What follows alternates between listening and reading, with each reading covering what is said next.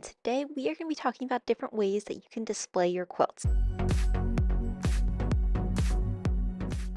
Welcome, I do sewing and DIY related content, and today we are going to be talking about different ways that you can display your quilts. So as you can see here, I have finished up my cat themed quilt. I have added beads, I have quilted it. It is a whole thing, so let's talk about different ways to display it. So one way that I like to display my quilts is actually using command hooks. So if you go to the corner of each of these quilts, you'll see I have the command hook up on the wall, and then I get a little piece of ribbon. This could also be with fabric, and just hand sew that on, and then I'm able to secure it on either corner. I really like this way as it gives you like a damage-free way to put that quilt up on the wall, and a really nice way to display it. And then if you use the same size quilt, you won't have to take those command hooks on or off. Another way you can do this though is with a curtain rod. So as you can see here, I have the curtain rod, and the way that I have this going through is I have a long piece of fabric that has then been sewn on both the top and the bottom, and the rod just slides all the way through there. So this is a great way for you to use scrap fabric. This is also just a way to give your quilt a little bit more stability, as that rod goes all the way through the quilt to hold it all up. So if it's a bigger quilt, this is a fantastic way to display that. Then for the rod, you can either use nails or you could use command hooks again. Then finally, if you are in a place where you are able to put holes into the wall, you could use push pins, or you could actually use nails to hang that quilt all the way up. So for my newly made quilt, I'm going to be doing the little corner method where I get some ribbon and attach it. So the first step that we need to do for this is flip the quilt over and then go into either corner, and I'm just going to be adding a small piece of ribbon. So I'm going to be using this red ribbon that I had left over, and I'm going to be folding one edge of it, and that will be what I put on the outer edge, and then I'm seeing how far over I want the other edge to go, and then I just cut off the remaining ribbon, and then this way I'll be able to fold both edges in towards themselves, so I have like a nice little clean edge on either side. And then I'm just going to lay this in place for where I want it to go. Once I have it figured out, I am then just going to get a hand needle and some thread and just whip stitch this all the way down.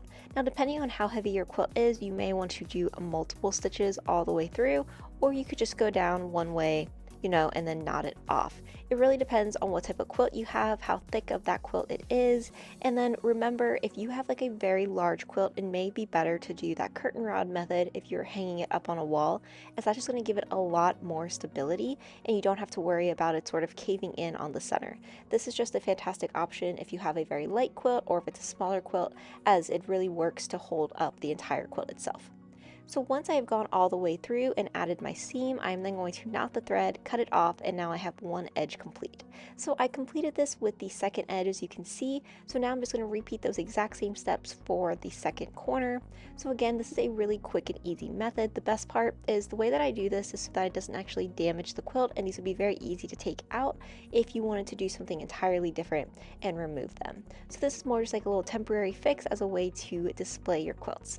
So now that I have this done, I am going to do one additional step, and that is I like to sometimes add a little piece of fabric at the bottom corner so it doesn't actually go through the quilt in any way, but I like to put little details about the quilt just in case I want to look back on this. So I do take a lot of pictures of my quilts, of course, then I have these videos as well, but sometimes there's really special pieces of the quilt that I want to document for myself, just so that in the future I can look back on it. So what I do is I take just a little piece of light fabric, and then I sew this on, and then I write with a pen just whatever that special little item is that I want to include on the quilt, and this can be a great way to document your work.